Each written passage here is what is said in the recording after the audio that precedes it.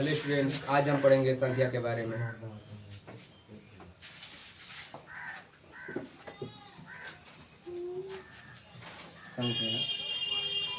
संख्या दो प्रकार की होती है।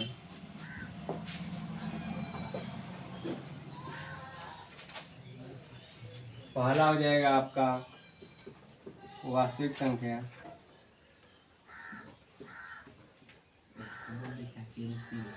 दूसरा होता है आपका काल्पनिक संख्या।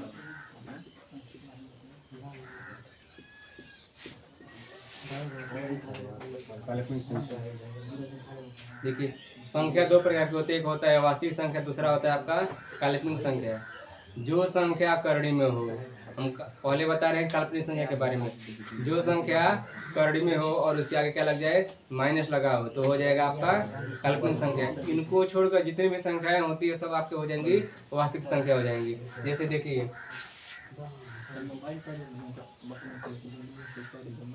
कोई भी संख्या यदि करड़ी में है उसके आगे माइनस लगा है,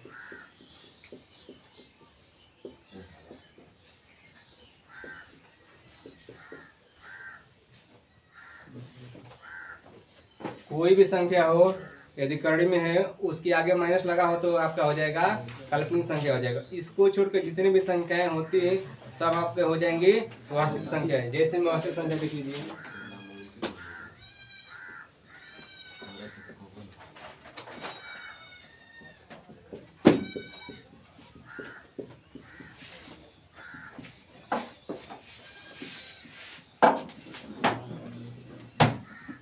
आदि हो जाएंगे। आप काल्पनिक संख्या के बारे में पढ़ेंगे 11 में, आपका चैप्टर होगा कॉम्प्लेक्स नंबर, उसमें दिया होगा आपका काल्पनिक संख्या के बारे में दिया है, लेकिन आगे के यहाँ की पढ़ाई में आपका यह दिया नहीं। अब आपका जो वास्तविक संख्या होती है, वास्तविक संख्या आपकी हो जाएंगी दो प्रकार की हो जाएंगी। वास्तविक संख्या दो प्रकार की होती है, एक होता है आपका परिमेय संख्या, दूसरा होता है आपका अपरिमेय संख्या।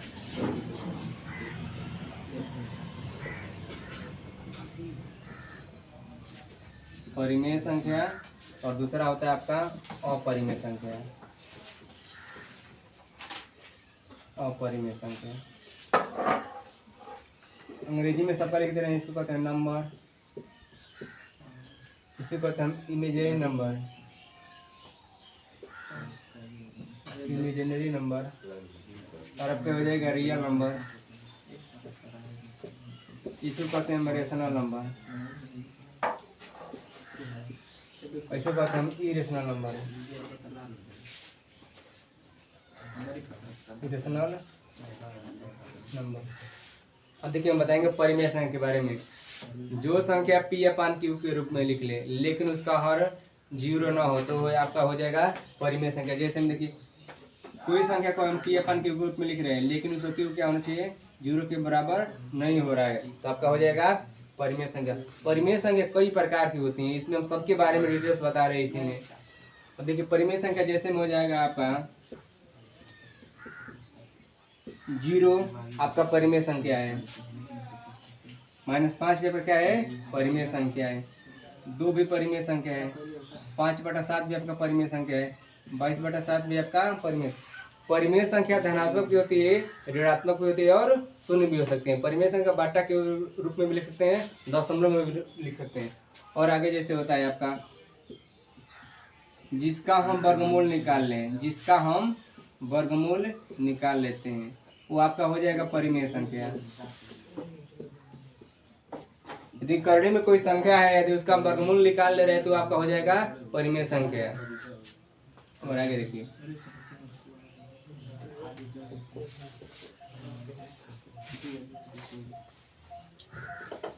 जो दशमलव का शांत रूप होता है वो भी आपका होता है परिमेय संख्या। दशमलव का शांत रूप का मतलब यह है दशमलव के बाद एक अंक या दो अंक के बाद जाकर कहीं कट गया तो भी आपका हो जाएगा परिमेय संख्या। और तीसरा हो जाएगा आपका एक अगला होता है दशमलव का अशांत रूप, लेकिन उसमें हो जाएगा शुद्ध पुनरावृत्ति होता है। दशमलव के बाद यदि कुछ निश्चित संख्या होगा, जैसे कुछ संख्या, जैसे 2 संख्या हो जाए, 3 संख्या, उनका रिपीटेशन हो रहा है और उन्हीं संख्या केवल रिपीटेशन हो रहा है तो भी आपका हो जाएंगे आपके परिमेय संख्या हो जाएगा। जैसे कि 0.3754754 डॉट डॉट डॉट, उसके बाद 0.253535 या जिस संख्या के ऊपर बार लग जाता है वो भी आपका क्या हो जाएगा, परिमेय संख्या हो जाएगा। दशमलव में जो संख्या पर बार लगा रहेगा, जैसे इसमें देख लीजिए, इसमें मान लीजिए कि 0.72 के ऊपर बार है, जितनी संख्याओं के ऊपर बार लगा रहेगा वो भी आपके क्या हो जाएंगे, परिमेय संख्या हो जाएंगी। अब देखिए अपरिमेय संख्या, जो संख्या परिमेय नहीं होती है वो क्या होती है आपकी, अपरिमेय होती है। इसको पी अपान क्यू के रूप में व्यक्त नहीं किया जा सकता है, और जहाँ क्यू इक्वल टू क्या होता है आपका 0 होता है। जैसे में देख लीजिए आपका हो जाएगा, जैसे में जितने सांकेतिक मान होते हैं आपके क्या होते हैं, अपरिमेय होते हैं। जैसे पाई हो जाएगा और 5/0 हो जाएगा, और क्या आपका हो जाएगा जिसका वर्गमूल 9 निकले, जिसका वर्गमूल 9 निकले तो आपको क्या हो जाएंगे, अपरिमेय संख्या हो जाएंगे। और देखिए दशमलव का कुछ ऐसे कंडीशन है, दशमलव का आसान रूप जिसका रिपीटेशन समझ में ना आए, इस दशमलव के बाद हो जाएगा 7 8 3 5 4 2 3 5, इसका समझ में नहीं आ रहा कि दशमलव के बाद किसका रिपीटेशन हो रहा है। जैसे 8 5 3, जैसे 8 3 5 4 3 2 5, इसमें दशमलव के बाद यदि आपको यह हो जाएगा निश्चित संख्याओं का रिपीटेशन हो जाएगा तो परिमेय हो जाएगा, और अनिश्चित संख्या का रिपीटेशन होगा तो क्या हो जाएगा आपका, अपरिमेय हो जाएगा। डाटा अब देखिए आपका हो जाएगा, हम पढ़ेंगे अपरिमेय संख्या नहीं, परिमेय संख्या आपकी होती हैं 2 प्रकार की होती हैं। यह परिमेय संख्या आपकी हो जाएगी 2 प्रकार की। एक हो जाएगा आपका प्राकृतिक संख्या, प्राकृतिक संख्या नेचुरल नंबर। दूसरा आपका हो जाएगा पूर्ण संख्या, पूर्ण संख्या मतलब हो जाएगा होल नंबर, होल नंबर। प्राकृतिक संख्या का मतलब यह होता है जिस संख्या का प्रयोग हम वस्तु की गणना करने के लिए करते हैं, जिस संख्या का प्रयोग हम वस्तु की गणना करने के लिए करते हैं उसे हम कहते हैं प्राकृतिक संख्या। यदि आप बताइए गणना स्टार्ट की कोई भी वस्तु होगी, गणना स्टार्ट कहाँ से करेंगे आप, 1 से करते हैं, इसलिए आप प्राकृतिक संख्या कहाँ से स्टार्ट होती है आपका 1 से स्टार्ट होती है, और कहाँ तक होती है, अनंत तक होती है। क्योंकि कोई गणना करेगा तो 1 से लेकर 10 20 तक नहीं करती की जाती है, कहाँ तक की जाती है, अनंत तक की जाती है। और पूर्ण संख्या क्या होता है, प्राकृतिक संख्या से ठीक पहले, प्राकृतिक संख्या से ठीक पहले केवल शून्य रख दें तो आपका बदल जाएगा पूर्ण संख्या में। जैसे देखिए आपका यह हो जाएगा आपका 0 1 2 3 4 5 डाटा अनंत तक।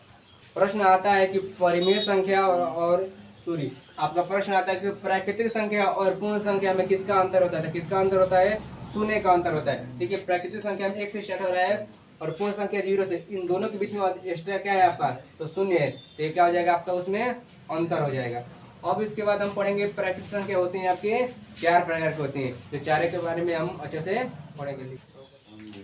अब जो आपकी होती है प्राकृतिक संख्या, प्राकृतिक संख्या नेचुरल नंबर, प्राकृतिक संख्या आपकी होती है 4 प्रकार की होती है।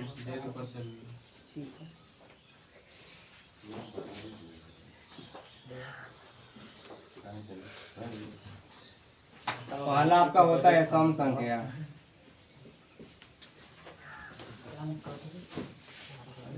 सम इवेन। दूसरा होता है विषम, तीसरा आपका हो जाएगा अभाज्य संख्या,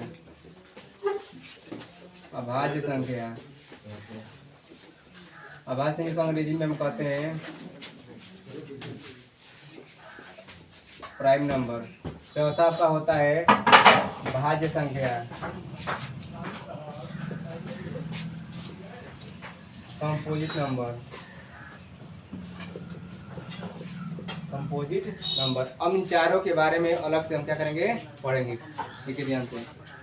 जो संख्या 2 से कट जाए, मतलब जिस संख्या में 2 से भाग दे रहे हैं और वो कट जा रहा है तो आपका हो जाएगा सम संख्या। जो संख्या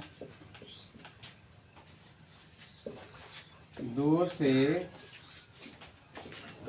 भाग देने पर पूरी कट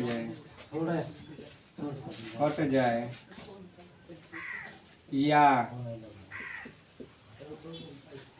जिसके इकाई का अंक 0, 2, 4, 6, 8 हो, या जिस संख्या का इकाई का अंक 0, 2, 4, 6, 8 हो, वो भी आपका हो जाएगा सम संख्या। जैसे में देख लीजिए 548, 760। और देखिए विषम संख्या जो संख्या 2 से न कटे, अर्थात जिस संख्या में 2 से भाग देने पर पूरी तरह से विभाजित नहीं होती है, आपका हो जाएगा आपका विषम संख्या हो जाएगा। जैसे देख लीजिए जिसके इसमें इकाई का अंक लिख दे रहे हैं, जिसके इकाई के अंक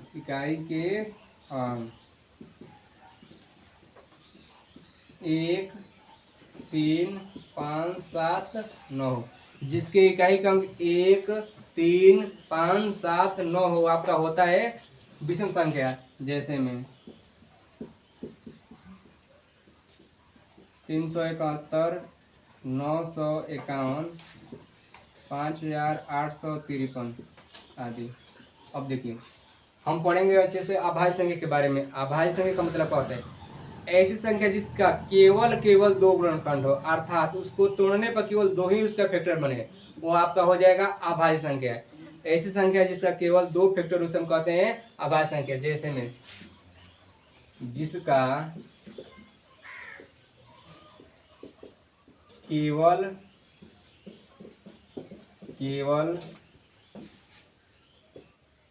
2 गुणनखंड हो, जैसे में देखिए 2, 3, 5, 7, 11। अब देखिए जितनी भी संख्याएं हैं इनके केवल 2 ही गुणनखंड हो सकते हैं। जैसे देख लीजिए 1 से कटेगा 2 से, ये कटेगा 1 से और 3 से, ये आपका कटेगा 5 से और 1 से, यह जो आपका कटेगा किससे कट सकता है? आपको कटेगा 7 से और 1 से।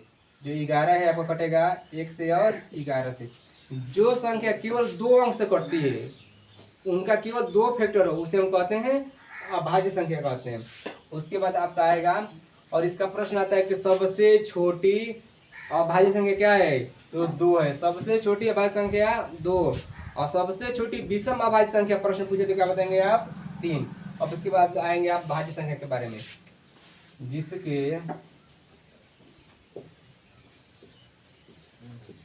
कम से कम, ऐसी संख्या जिसके कम से कम 3 गुणनखंड हो, 3 गुणनखंड हो, ऐसी संख्या जिसके कम से कम 3 गुणनखंड हो, उसे हम कहते हैं भाज्य संख्या कहते हैं। जैसे हो जाएगा 4, 6, 8, 9, 10, आगे इसका बढ़ता रहेगा। जैसे जो आपका 4 है कटेगा, देखिए ध्यान से, 1 से कटेगा, 2 से और 4 से कटेगा। जो 6 होगा आपका 1 से कटेगा, 3 से कटेगा, 6 से कटेगा। 8 जो होगा आपका 1 से कटेगा, 2 से कटेगा, 4 से कटेगा, 8। मतलब ऐसी संख्या जिसका कम से कम 3 गुणनखंड होना चाहिए, कम से कम 3 से कम नहीं। जैसे मान लीजिए किसी दुकान पर आप गए हैं, आप कहें कि भाई हमको समोसा चाहिए, तो आप कहें कम से कम हम 3 समोसा लेंगे, इसका मतलब यह है कि 3 कम से कम खाएंगे। बढ़िया समोसा रहते हैं, बढ़ा के 2-4 और ही खा लिया जाइए। आगे देखिए उसी प्रकार से बताया गया है कि ऐसी संख्या जिसके कम से कम 3 गुणनखंड होना चाहिए। 3 से अधिक गुणनखंड होगा चलेगा, लेकिन कम से कम क्या होना चाहिए? 3 से कम नहीं होना चाहिए। और इसमें प्रश्न आता है कि सबसे छोटी भाज्य संख्या बताइए। तो सबसे छोटी भाज्य संख्या आपका होता है 4। सबसे छोटी समभाज्य संख्या पूछेगा तो भी आप क्या बताएंगे? 4 बताएंगे। प्रश्न आ जाएगा सबसे छोटी विषम भाज्य संख्या, सबसे छोटी विषम भाज्य संख्या, तो आपका हो जाता है 9 हो जाएगा।